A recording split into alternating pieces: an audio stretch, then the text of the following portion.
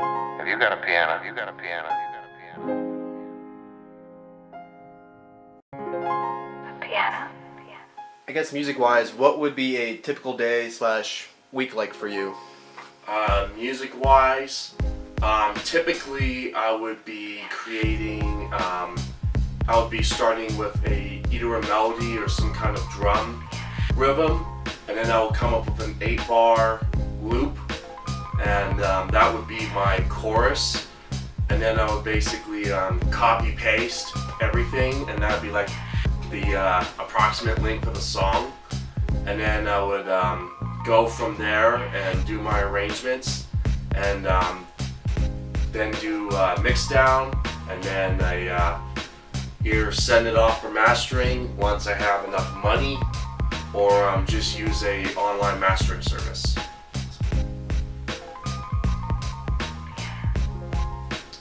What do you like most or least in music production? The thing I like most is coming up with new ideas, is like the very beginning of, or the early stages of the process. It's always fun to be figuring out if this is a really cool idea or not, and creating that idea and bringing it to life. What do you like least? The only part I like least is, the only part I really like least is if I get stuck in a feedback loop of starting stuff but never actually finishing stuff. I hate that too. What skills / personal attributes are most important to being successful? Dedicated. Almost, you really need to be dedicated and determined, almost to the point of obsession. Obsession is if your parents and friends are saying that you're obsessed with this and it's almost costing you your life, that probably means you're dedicated.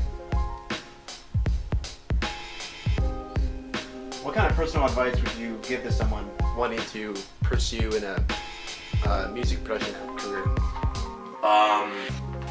If you want to be a more traditional music producer and want to either work in a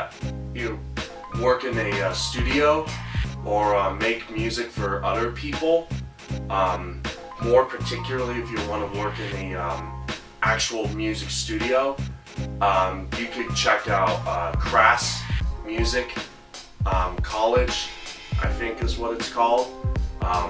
It's like a 2-year program that you could do.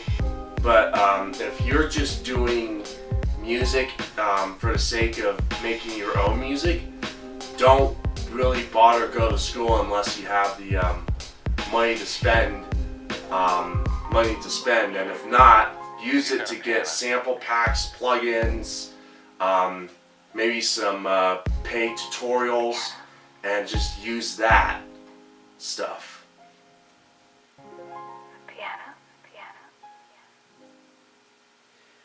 Did you learn anything in Isaacson School of Media for your music production? Did it benefit you at all? I would say yes, it has benefited me, especially watching the documentary Sound City, talking about the Neve console. I didn't quite understand back then what it meant to be mixing with like analog sort of gear, but since learning about like boards like the SSL, the API, the LA2A compressor, or the SSL G bus, you can get some really interesting but extremely subtle coloration of the sound. What are typical mistakes people make when trying to pursue this career? Typical mistakes. I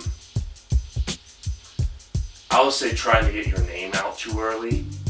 or trying to be worried about creating a quality product, trying to like spend like months or something on a track,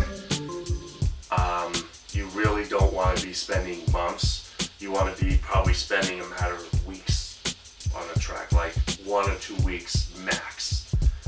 That way you can progress quickly with a healthy combination of tutorials.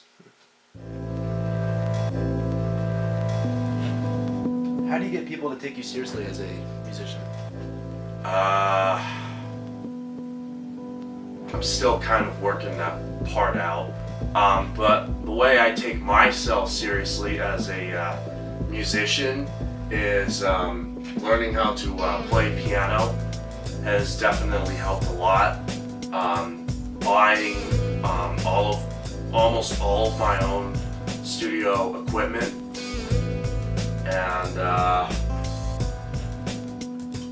just having a dedication.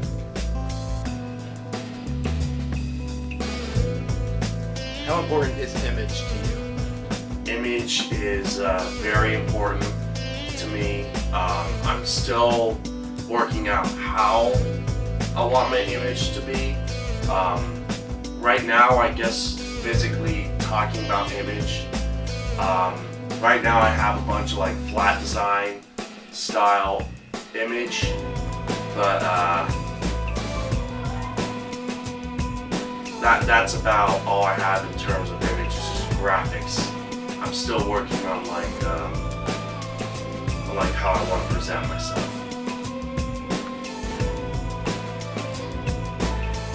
Is there a growth in this field? How do things generally look for new musicians entering the field?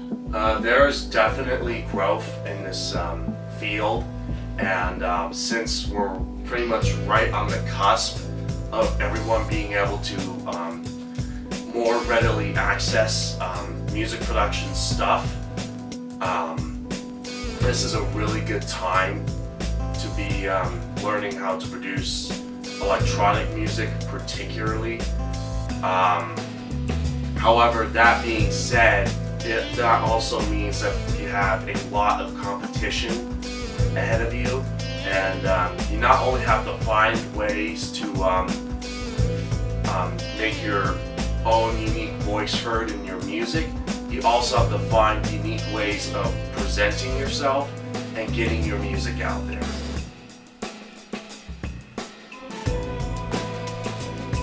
How long have you been making music?